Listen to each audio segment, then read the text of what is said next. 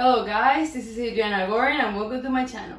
Don't forget to subscribe, smash the like button for the YouTube algorithm and follow me on my Instagram. Because of the quarantine, I'm thinking about posting 3 videos per week instead of twice a week. Let me know in the comment section below what do you think, if you have any video idea or anything that you would like me to talk about. In today's video, I'm gonna talk about a stock that's called Amazon.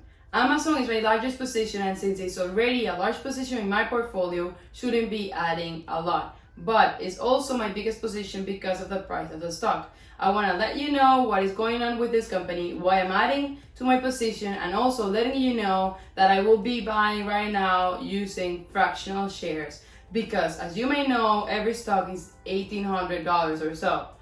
And I like to buy small amounts over time, just in case something happens and it keeps going down and down, like I did with the cruise line and ride-sharing industry. Which I also wanted to let you know that I will be posting videos about those industries again to give you an update on how I'm doing and what I'm planning to do with those stocks. Amazon is a company that focuses on their customer obsessions rather than competitors. And even though every time someone mentions Amazon, you think about their website.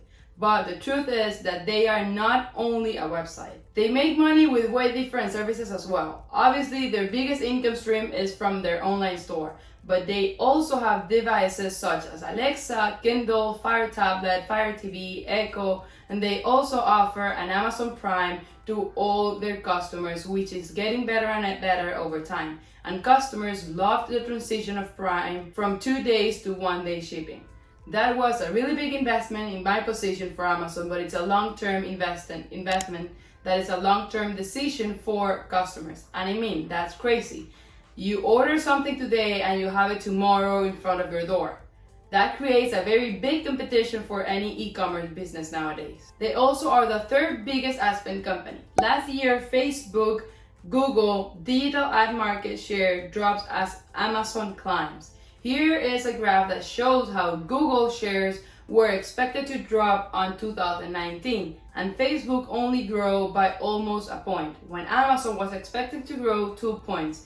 And as more sellers are trying to put their products on Amazon, then they need to pay ads to Amazon to ensure that their product is shown to people. They also offer a cloud service, which right now, according to Statista, Amazon leads $100 billion cloud market with 33%, then it's Microsoft with 18%, and so on.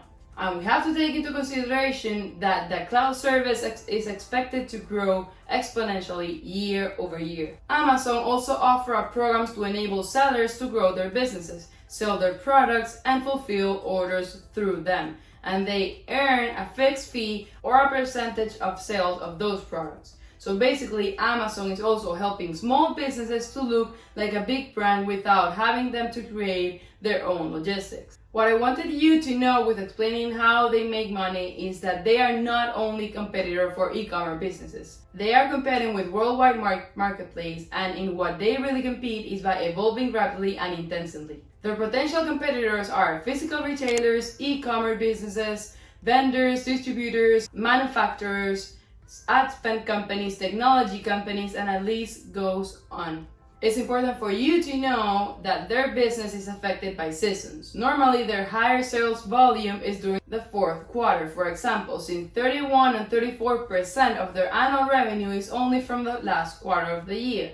Obviously, since their business is seasonal, employees are too. They have their full-time and part-time employees as every other company, but to lower their costs, they have seasonal employees which fluctuates depending on the demand. They use independent contractors and temporary personnel in order to supplement their workforce. For example, because of all this virus situation, Amazon needed to hire 100,000 more workers and give raises to current staff to deal with the virus demand. Also, Amazon owns Whole Foods, which has made a very big change since they bought it in 2017. They purchased this supermarket to be involved in the future of groceries, the entire food industry, and the future of shopping for just about anything. Now, you can buy your groceries online through Amazon as a Prime member and have it delivered to your door within hours.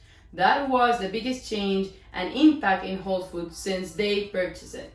And also, as a Prime member, you can get discounts when you buy in store, which if you don't know, let me tell you that Whole Foods is a very expensive supermarket. And now Amazon is looking to buy 4 Fairway stores, which is owned by a bankrupt Fairway in New York and New Jersey. Now, Amazon is a company with a market cap of $919 billion.